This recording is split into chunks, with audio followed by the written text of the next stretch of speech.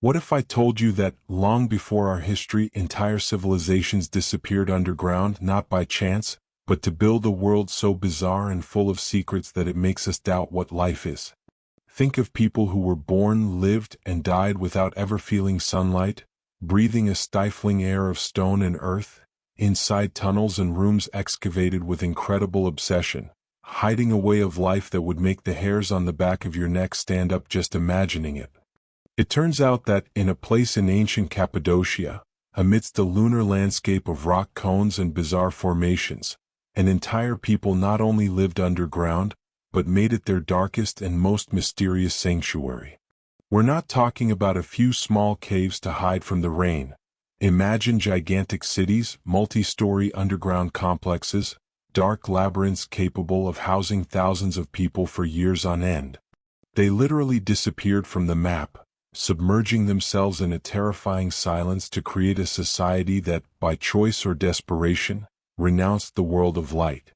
These excavations were not simple shelters, but a macabre testament to an unshakable faith in living in the bowels of the planet, isolated from everything and everyone, keeping secrets as deep as the tunnels they built. Every inch of the raw rock was carefully crafted to serve a new reality, a life where the outside world was either a distant memory or a constant threat. To live underground like this, without sunlight and in such confined environments, daily life was an extreme discipline and a silent nightmare for the unwary. They had to plan every movement, every resource, every breath. Food was stored in giant jars carved into the rocks. Water came from deep wells or diverted from underground rivers, every drop a blessing. Houses were not built, but torn from the stone, with fixed beds and minimal furniture, all made from the rock itself. Ventilation was a constant challenge, with an ingenious system of thin air ducts extending to the surface, allowing the circulation of humid, heavy air, carrying the smell of wet earth and the breath of thousands. Living side by side, wall to wall, with no escape or privacy, transformed every interaction into a ritual of collective survival, where paranoia of invasion or the simple boredom of darkness could slowly erode anyone's sanity. In this underworld of darkness and rock walls, rituals and faith carried a completely different weight and intensity. Their deities were not gods of the sun or stars, but dark, ancient entities that ruled the depths of the earth, the spirits that inhabited the shadows. Imagine cults held in stone halls lit only by flickering fires, with chants echoing through the caverns and smoke rising from fissures in the rocks, mingling with the heavy air.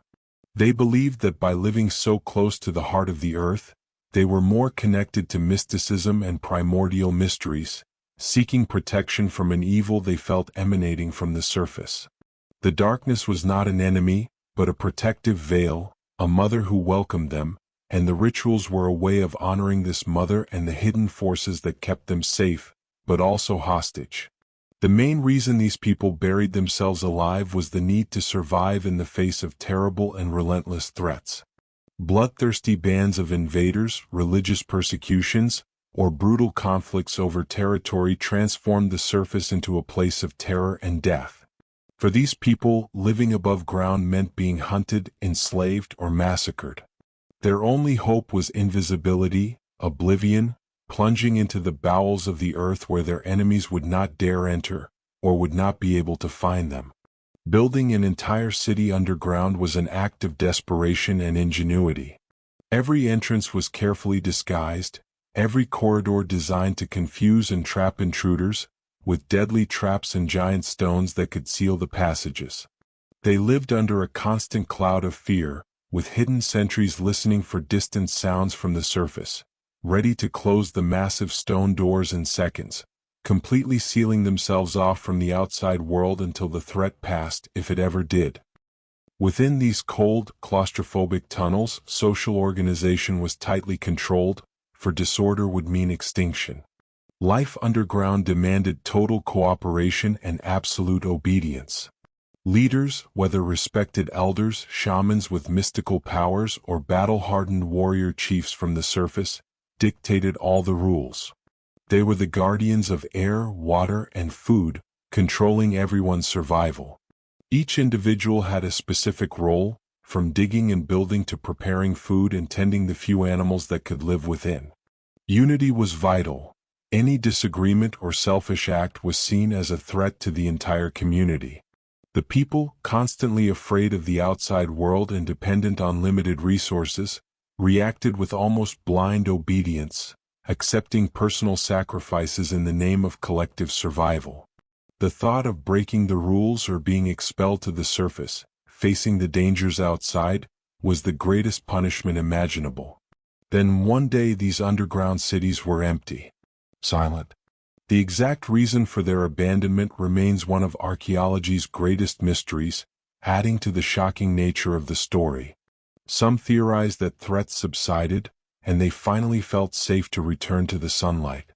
Others believe that an internal calamity, perhaps a disease, a water shortage, a social collapse, or even something more terrifying like an epidemic that rapidly decimated the population, a mass collapse, or a cult gone horribly wrong, forced them to abandon these stone homes, perhaps leaving behind not only their possessions but also their dead and their beliefs.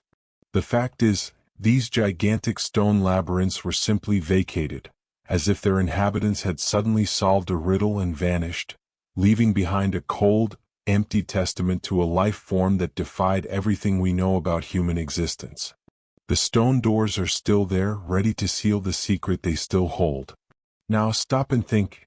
As bizarre as it may seem, these people who lived underground seeking safety, are we, in our daily lives, really that different?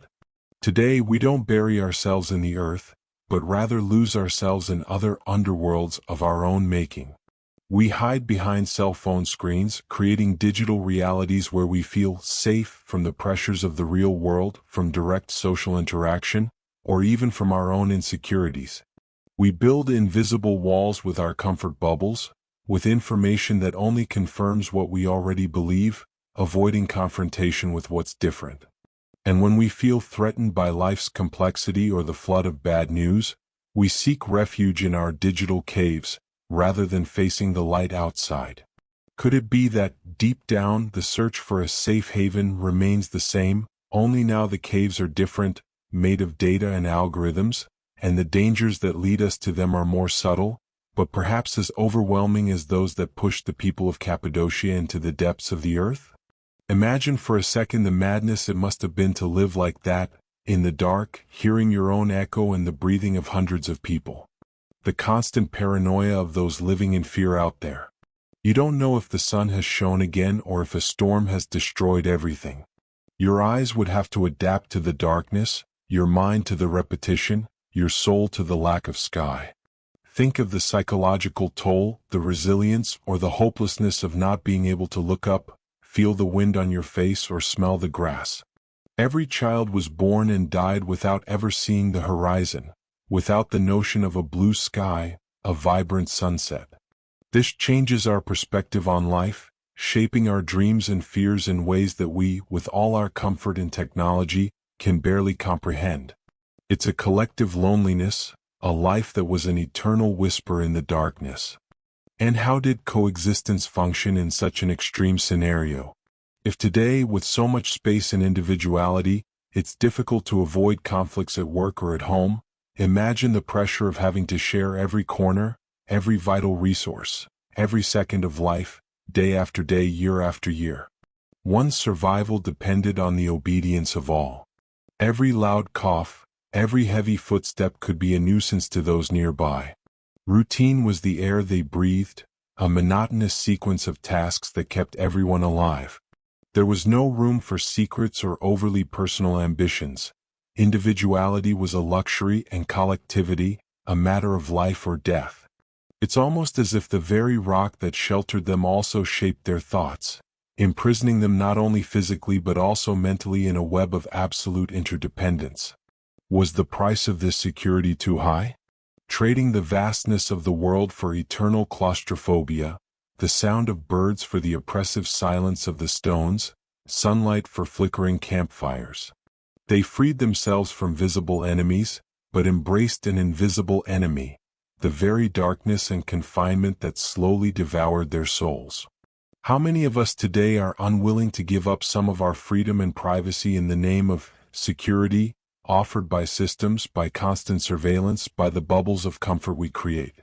The story of these underground cities forces us to consider, to what extent are we willing to give up our space, our light, to feel protected from what's out there? The exchange may be subtle today, but the heart of the matter is the same. Cappadocia shows us a people who fled from clear physical dangers. But what if the greatest dangers are not those we see, but those we create within ourselves? The anxiety that makes us want to run away, the stress that isolates us in our private dark rooms, the social pressures that push us to hide who we truly are, constructing masks and personas. Could it be that, in a way, we live in our own mental underground cities, hiding our fears, our vulnerabilities, our deepest passions, to protect ourselves from the judgment of others or from the complexity of life? Life in caves was real for them. For us, caves may be metaphorical, but no less real in their power to isolate and consume us. It's a story that haunts us because, deep down, it speaks to the most vulnerable and hidden part of human nature. What did you think of this chilling story? Had you ever heard of these underground cities and such an isolated and radical way of life? Tell us in the comments how this revelation made you feel, whether it shocked you or left you thinking about other things in our own lives. Your opinion is super important to us. And if you were fascinated by this journey into the past, don't forget to like, subscribe to the channel, and turn on the notification bell. There's much more to come, with equally shocking and fascinating stories from antiquity that promise to keep you glued to the screen.